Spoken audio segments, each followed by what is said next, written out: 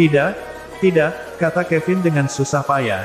Jika kita memanggil polisi, orang mungkin mengetahui dan mengira ada sesuatu yang terjadi di sini. Hal-hal tersebut tidak akan bisa menjelaskannya di masa depan, dan itu akan mempengaruhi bisnis.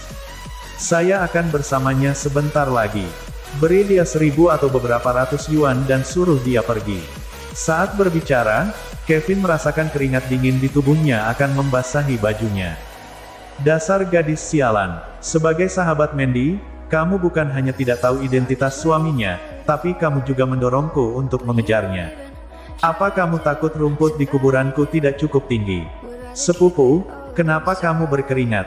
Apakah kamu kepanasan? Angel Queen tidak memperhatikan apapun, tetapi bertanya dengan rasa ingin tahu.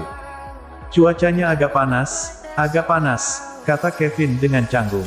Oh, itu bagus. Ngomong-ngomong, kamu tidak perlu memberi lebih banyak untuk sementara waktu, cukup 200 yuan, dan jangan khawatir tentang Sister Mandy. Selama aku di sini, aku pasti akan mencapainya. Angel Queen memberi isyarat dan kemudian mengucapkan selamat tinggal sambil tersenyum. Dia tidak ingin memasuki kantor lagi dan melihat Harvey merasa jijik. Saat ini, dia tidak menyadari bahwa ekspresi sepupunya akan mencekiknya. Setelah Angel Queen pergi, Kevin kembali ke kantor, membungkuk dan berkata dengan hati-hati, "Tuan York, masalahnya sudah selesai. Jangan khawatir, dia tidak meragukan identitas Anda." "Oh," Harvey berdiri, "kalau begitu aku pergi dulu. Saya harus membeli mobil di tempat lain." "Ini, Tuan York, yang Anda katakan adalah bahwa ini adalah Auto City. Bukankah Anda baru saja jatuh cinta dengan Porsche Panamera itu? Dengan status Anda, mobil itu layak untuk Anda." Harvey mengangkat bahu dan berkata, "Mobilnya bagus, tetapi tempat yang menjual mobil itu tidak mau bekerja sama dengan saya. Tidak ada yang bisa saya lakukan untuk mengatasinya." "Itulah yang kamu katakan," kata Kevin dengan keringat dingin, "untuk menyampaikan permintaan maafku. Selama Tuan York menyukainya, Anda dapat memilih mobil apa saja di tokoku dan mengendarainya. Tanpa uang, tanpa uang." "Oh, apakah kamu bercanda atau serius? Aku tidak akan sopan jika kamu serius." Bagaimana mungkin Harvey tidak melihat bahwa Kevin hanya bermaksud sopan dan tidak bermaksud mengirim mobilnya pergi? Wajah Kevin penuh dengan sanjungan dan dia berkata, "Termasuk Porsche, jika Anda tertarik, Tuan York, saya akan mengirim seseorang untuk mengurus formalitasnya untuk Anda." Harvey mengangguk dan berkata, "Oke, itu dia. Ingatlah untuk membayar pajak kendaraan dan pengiriman untuk saya. Saya akan mengambil mobilnya nanti." Pada saat ini, Kevin tercengang. Bukankah orang kaya sangat menarik? Dirinya hanya mengucapkan sopan, bagaimana mungkin dia benar-benar ingin? "Apa, kamu tidak menyesalinya, kan?" Melihat ekspresi lapar Kevin, Harvey berkata sambil setengah tersenyum. Kevin terkejut dan berkata dengan cepat, Tidak, saya hanya berpikir bahwa mobil ini benar-benar dibuat khusus untuk Anda, Tuan York. Dan itu cocok dengan temperamen Anda.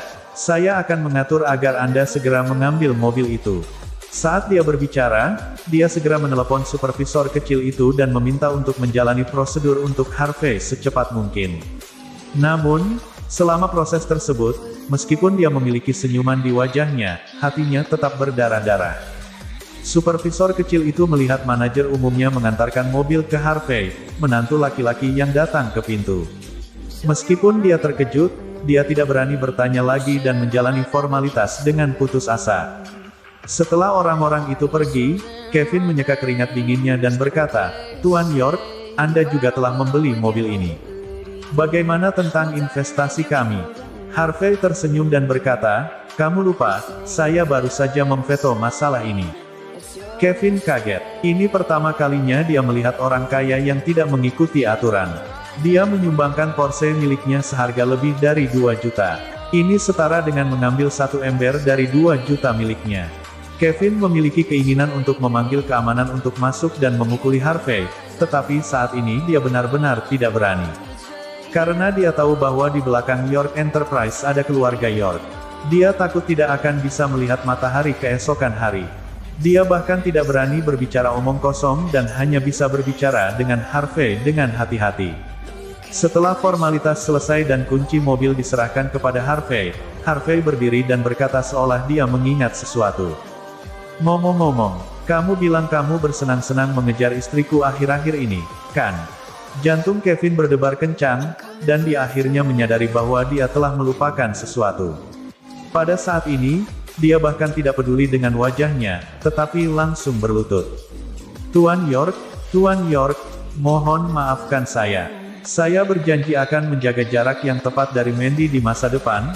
Tidak, Nyonya Ye, dan saya tidak melakukannya. Maksudku, Bibi Lilian dan Angel Queen terus memberi isyarat dan mencocokkanku, dan aku bertekad untuk sementara waktu. Tuan, jangan berdebat denganku. Pada saat ini, Kevin ingin bersujud, bercanda, dan memukuli keluarga York. Apakah peluangnya punya ide untuk hidup terlalu lama? Saat ini, Kevin ingin mencekik Angel Queen sampai mati. Harvey mengangguk dan berkata, "Ya, aku tidak peduli apakah kamu melakukannya dengan sengaja atau tidak. Jika ada waktu berikutnya, aku akan membunuh."